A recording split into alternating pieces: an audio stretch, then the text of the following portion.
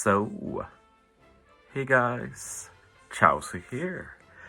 I plan to have another PKA video today ahead of the Blitz tomorrow. I actually made a pretty cool team, does like 4 billion damage, pretty absurd. But unfortunately I managed to mess up all my playthroughs, so I know it works, but I didn't get a clean recording and I want that, so it will have to wait until after the Blitz. But I still wanted to do some video today, and I figured let's talk about something that I've been talking a lot about on Discord with a different bunch of different people. And it's about the rest of this global anniversary. As you probably are aware, the theme of this event is Fearsome Foes. I'm pretty sure the Japanese name is Kyoteki, which basically means strong enemy. And honestly, like, I do know Japanese. I wouldn't say I'm perfectly fluent, so never take anything I say about language of Japanese with 100% seriousness. But in all of the times I've heard the term Kyoteki used, it has never been for anything but a literal enemy. So not like an antagonist, like you might say that Law or Kid are, but literal enemies that like stand in your way. So that kind of limits the scope of what to expect. Like, I've seen some people expect some future manga spoilers that ignore strong people that might not be enemies, and I don't buy that at all. So yeah, basically you can expect to get some more enemies, but the question is like, how many are we going to get? What will they be? And the what we can talk about later, and that's mostly just conjecture and guessing. But the how many, we can talk a bit more certain about that. As you see, the first part of the Isugu Fest on global is called the Blackbeard part. We have Blackbeard 1, Blackbeard 2, Blackbeard 3. We'll get back to the name in a bit. But for me, another thing that was very noteworthy with this batch is the fact that we only got one anniversary legend in Blackbeard.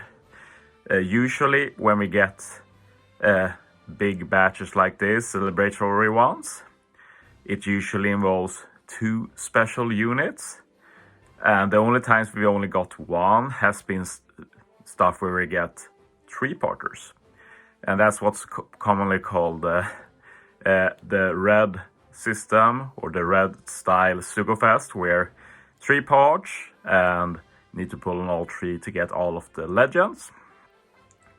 And it does look like the global Annie will be like that.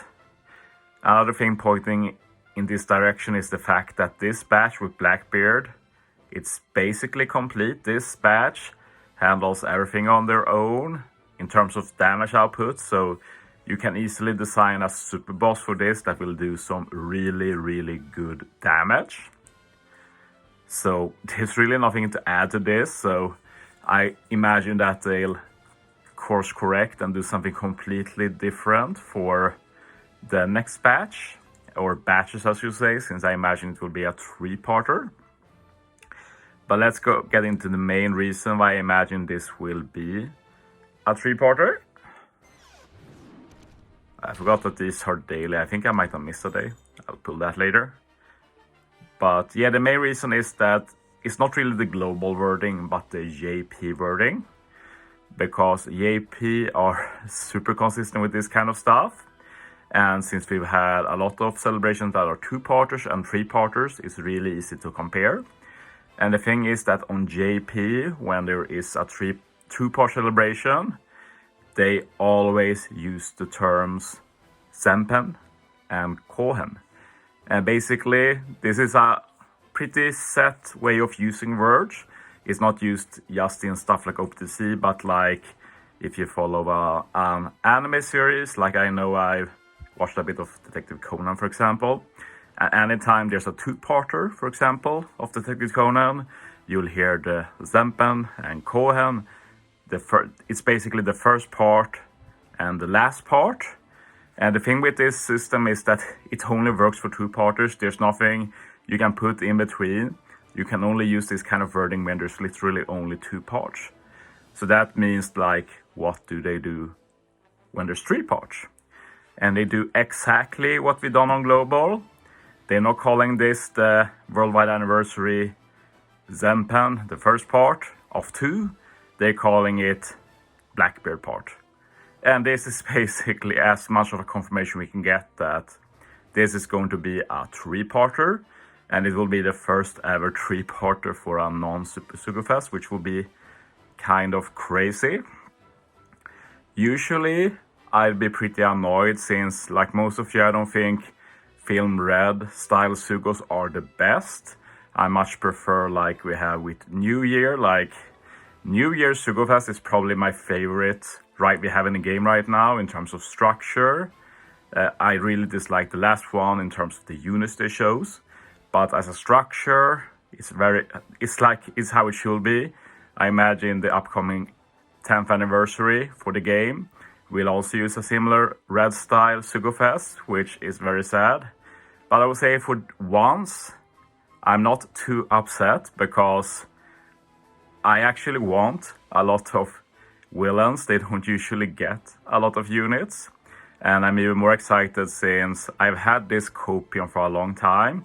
And I basically predicted it since New Year. And I stand by that they're not doing it for New Year was a mistake. But it looks like they'll finally rectify this error. And that we're finally going to get cross-skill. And basically, the way I'm basing that off is mostly because that they literally do what's together with cross-killed in the anime and manga. Like for New Year, we were talking about like, are they going to do cross-kill? Will they do the Boa and Blackbeard conflict? And now they literally do the Boa Blackbeard conflict. Like before the global anime, we were like, yeah, it's going to be Blackbeard and Law, but Bandai is just tricking us by instead going back a lot to do this stuff they missed. And sure, they should have done this for the New Year, but better late than never. I've also heard something that it's going to be like a Blackbeard mouse, so we move on to the Law part now. But I definitely don't buy that. Mainly because they splurge so much right away with Blackbeard. Like there's not that much left. Like sure, give him a 6+, will be weird, but they can do it.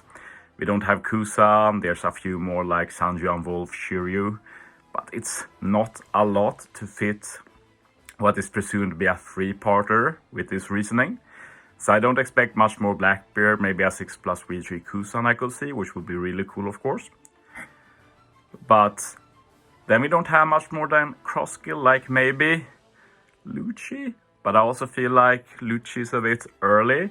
They could do something completely random, but I feel like cross-skill is a lock. Personally, the question is just how much are we getting? Like the way I see it, Buggy getting an Annie Legend is basically guaranteed at this point. My guess is for Kizuna. But then we have the problem with Crocodile and Mihawk. Because the way I feel about it personally at least is that all of them should get Annie Legends. That's literally what I wanted for New Year. I wanted a cross-guild batch with 3 legends that were great together. One has a rush, one has super tender, one has final tap. Like would be super cool. Can make it driven slasher or something. But now the question is like, will they do it? Will they give us 4 Annie Legends? And like if they do the presumed 3, like how can you not give one of them? Like that's the biggest shaft ever. Like I don't imagine it can be Buggy. So like Mihawk or Crocodile, but like, yeah, I feel like all of them should have it. And my current guess is that either a duo, Crocodile and Mihawk, which I hate. It's kind of funny, I love duo units, but I just want this 3-legend batch to happen. But yeah, that's my guess. And it's pretty rare for 3-parters to have 2 special legends in one batch, but it's not unprecedented. For the Gear 5 Luffy celebration, we started with Gear 5 Luffy as the only legend, Super Shugo. We got Momo together with him. We won Momo. And then for the next part, they literally did Kid and Law and Big Mom, and both were Super Sugos. That's basically the only time that has happened, but it does mean there is precedence. We could see 2 Anime Legends release at once. And like together, Crocodile and Mihawk for Treasure Map, they can do some Crocodile re-recruit like Das Bones, probably just Das Bones, and probably like Perona for Mihawk will make a lot of sense. And then for Buggy for Kisuna, they could do the Buggy crew and have a little batch with him, but I still imagine that they'll try and make them work together. So they'll probably try and build like a super boss with 3 colors, like we have Blackbeard for 1, and then we have the cross guild bash that will probably be able to do good against the other 2 colors. That's my guess, at least. We'll see how it goes. I'll end this by bringing up S-Hawk here. I don't feel like it's a coincidence that he's releasing now, since if you've been paying attention, his special does mention that if Mihawk or Das Bones use a special same turn as him, you get special effects. And of course, they are related to him. Like Mihawk has his genes in S-Hawk, and Das Bones is his Devil Fruit. Shoutouts to the comments who corrected me by saying it was his genes, but it's the Devil Fruit, of course. So yeah, and basically in my mind, I've also made this batch for Treasure Map where we get both a re-recruit Das Bones and Legend Mihawk together. So yeah, I can definitely see that happening. So yeah, I'm just excited to finally probably get the cross guild I want. And cross guild is probably going to get more stuff in the future. Like, it would be cool to get a cross guild legend with all 3 in one unit, but I always wanted a batch first before we do other stuff with that theme. But yeah, let me know if you agree. Are we going to get 3 parts for Annie? Are the remaining parts going to be cross guild, or is it just going to be 1 part and then they do something else for the final part? Let me know in the comments below. But yeah, thanks for watching, guys. See you next time.